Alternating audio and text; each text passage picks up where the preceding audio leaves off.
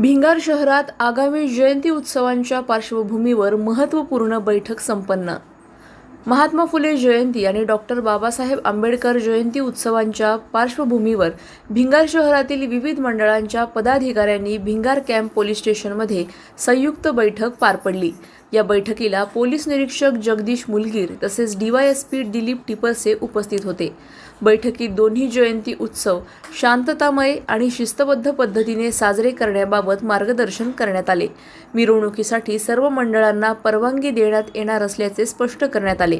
मात्र डीजेच्या वापरावर निर्बंध घालण्यात आले असून त्याऐवजी पारंपरिक वाद्यांचा वापर करण्याचे आवाहन पोलीस प्रशासनाकडून करण्यात आले। तसेच मिरवणुकीदरम्यान डीजेचा वापर केल्यास ध्वनी प्रदूषण नियमांनुसार संबंधितांवर कडक कारवाई करण्यात येईल असा इशाराही पोलीस प्रशासनाने दिला।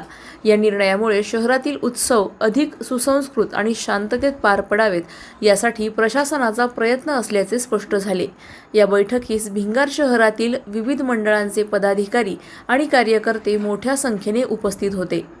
प्रतिनिधी स्वामी गोसावी, न्यूज 24 घडामोडी, अहिल्यानगर।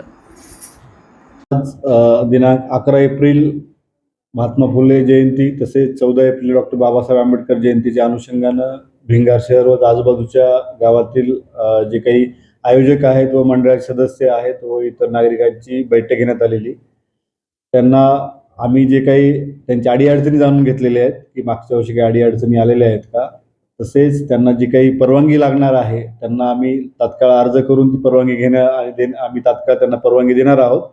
परंतु परवानगीमध्ये त्यांना जे काही अटी शर्ती देण्यात येणार त्याचं त्यांनी पालन करावं याबद्दल त्यांना आवाहन करण्यात आलेलं आहे। त्या अटी शर्तीमध्ये विशेष करून जे काही ध्वनी प्रदूषण अधिनियम आहे त्याचं जे पालन करावं, जेणेकरून आपल्यावरती कोणतीही जी जप्तीची कारवाई जी आहे ती होणार नाही आणि त्याचं आपण पालन करावं असं त्यांना आवाहन करण्यात आलेलं आहे। तसेच त्यांना आम्ही जे आपले पारंपरिक वाद्य आहेत ते पारंपरिक वाद्य लावण्याबद्दल त्यांना आवाहन करण्यात आलेलं आहे आणि जे काही सण उत्सव आहे ते शांततेत पार पडावे यासाठी त्यांना आवाहन केलेलं आहे। आमची जी काही परवानगी असणार आहे त्याच्यामध्ये जे ध्वनी प्रदूषण अधिनियमांची अटी शर्त तशीच परवानगी देणार आहोत आणि त्याचं काही उल्लंघन झालं तर जो काही आपले माननीय सुप्रीम कोर्ट यांनी जे काही निर्देश दिलेले आहेत त्याबाबत त्यानुसार वगैरे त्याच्यामध्ये कारवाई होईल।